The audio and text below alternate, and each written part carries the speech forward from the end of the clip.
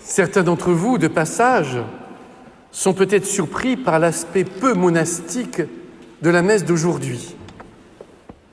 Mais en fait, dans le cadre de la mission qui m'a été confiée par l'archevêque depuis 6 ans et qui vient d'être renouvelée pour 3 ans, et grâce à la bienveillance des sœurs de ce monastère, le centre de méditation assure 1 fois par mois l'animation de la messe du dimanche, avec le désir de faire de cette messe une redécouverte pour certains des fondements mêmes de la messe.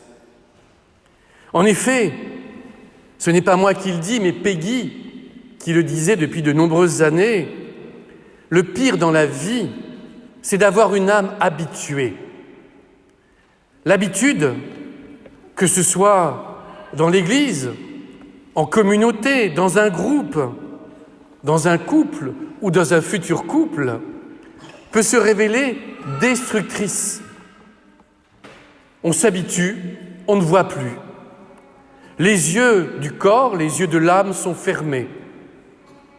De même, les oreilles du corps, les oreilles de l'âme n'écoutent plus. Alors, notre désir chaque mois est de redonner goût, comme l'Évangile de ce jour nous y invite. Il est intéressant de noter que le Christ souligne le danger lorsque le sel devient fade. Il ne propose pas de jeter le sel, mais de redonner du goût au sel, pour que le sel puisse donner du goût au monde. Et il me semble qu'aujourd'hui, dans le cadre d'une redécouverte intérieure de la vie spirituelle, nous sommes appelés à vivre intensément cet évangile et à l'écouter réellement. On peut en rester en effet à l'aspect presque bucolique de cette lumière qui brille sur les montagnes. Nous sommes tous d'accord. Il est plus agréable de marcher dans la lumière que la nuit. Mais en fait, cet évangile nous invite à creuser au plus profond de nous-mêmes. Car il me semble que plus que jamais, il y a urgence. Notre société ne va pas très bien. Notre Église ne va pas très bien. Et certains d'ailleurs accusent l'Église de tous les maux. Attention, l'Église est corps du Christ. Ce n'est pas l'Église qui est malade. Ce sont les hommes et les femmes qui la composent, c'est-à-dire nous. C'est nous qui sommes malades, qui sommes pollués par l'esprit du monde et qui finalement nous conduisons dans l'Église comme on se conduit dans le monde, n'amenant dans le monde finalement rien de nouveau. Car si nous voulons, dans la suite du dimanche dernier, apporter la lumière au monde, il faut devenir lumière. Mais une fois qu'on a dit ça, qu'est-ce que cela veut dire, être lumière? Avoir de bons propos, bien pieux, mais pas vécus? Certainement pas.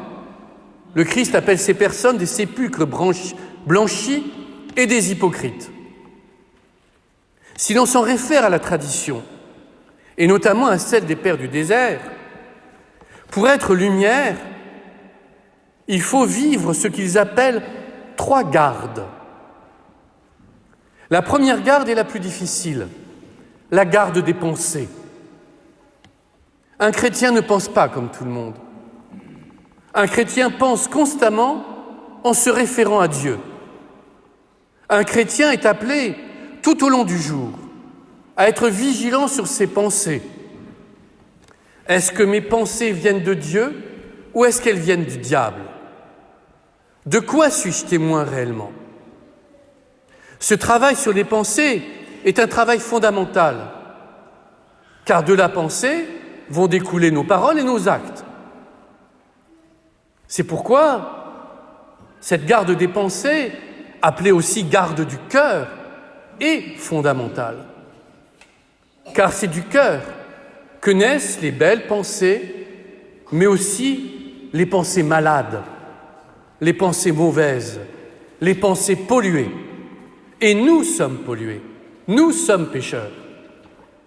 Et le pape ne cesse d'alerter l'Église, ou plutôt les chrétiens dans l'Église, des maladies spirituelles qui sont les leurs.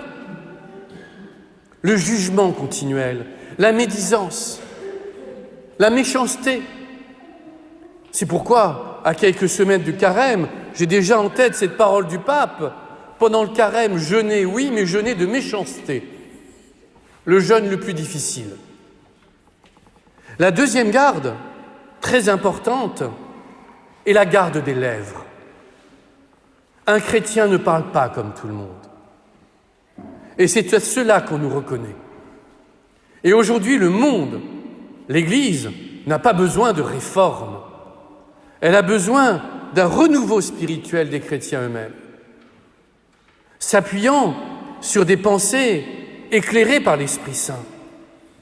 Nos paroles, alors, doivent être inspirées par l'Esprit Saint, constamment, et non pas seulement pendant nos temps de rencontres, de réunions, de messes. Constamment, nous devons être vigilants à nos paroles. Est-ce que mes paroles me font grandir? Première question. Est-ce qu'elles font grandir l'autre? Deuxième question. Est-ce que mes paroles font de moi un témoin de Jésus-Christ? Troisième question. Ainsi, vous observerez déjà la complexité. C'est un entraînement perpétuel. Et si j'ose dire, en plagiant saint Ignace avec modestie, car je sais que je le connais mal, mais c'est en s'exerçant tout au long du jour que nous sommes vraiment chrétiens. Chaque journée constitue un exercice. Les exercices de saint Ignace ne sont pas un livre qu'il est bon de lire. Les exercices de saint Ignace sont une pratique au quotidien dès que nous ouvrons les yeux, jusqu'à notre coucher.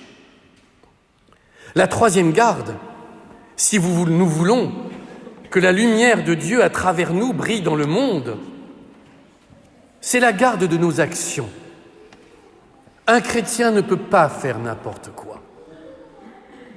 Et nous savons, malheureusement, combien les attitudes inappropriées et criminelles de certains prêtres rejaillissent sur l'Église et salissent le Christ. Mais il en est de même pour les chrétiens dans le monde. Quand un chrétien, à travers son exercice professionnel, à travers sa vie familiale, sa vie associative, ses investissements, ne se conduit pas conformément à l'Évangile, il n'est plus témoin de rien et de plus il choque. Alors oui, aujourd'hui, cet évangile qui résonne avec la première lecture, qui parlait elle aussi de lumière, celle du prophète Isaïe, ou avec le psaume 111 qui nous dit « lumière des cœurs droits », nous nous trouvons face à un enjeu. Est-ce que cette heure de célébration est une heure agréable, nous sommes contents et nous en sortirons en oubliant tout avant même d'avoir franchi la porte ou descendu les escaliers? Ou est-ce que nous allons essayer de mettre en pratique ces trois gardes que je rappelle? La garde des pensées. Est-ce que mes pensées viennent de Dieu ou est-ce qu'elles viennent du diable? La garde des lèvres. Comme le disait Abba Arsène, un père du désert, si tu parles, fais-le pour Dieu. Si tu te tais, fais-le pour Dieu. Et enfin, la garde de nos actions.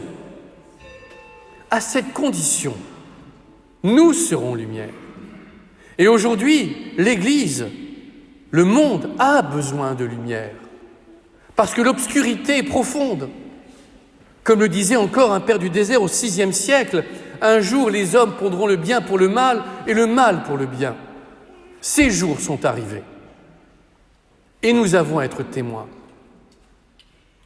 Dans nos communautés religieuses ou chrétiennes, dans les groupes, dans les familles, dans les couples, dans les futurs couples. Choisir de se fiancer avec une messe n'est pas n'importe quoi. C'est un engagement déjà devant Dieu. Aujourd'hui, les Françailles sont malheureusement trop souvent éliminés ou galvaudés.